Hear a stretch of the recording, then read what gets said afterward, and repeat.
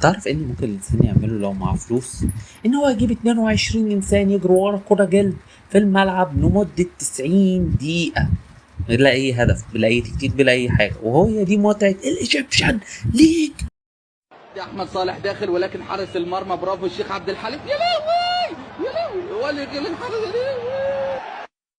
في نفس الوقت هي دي المتعة اللي انت هتشوفها في فيلم جوراسيك بارك، فهي عبارة عن مجموعة كبيرة قوي من الديناصورات بتجري ورا انسان واحد او مجموعة من البشر، بس لو مسكته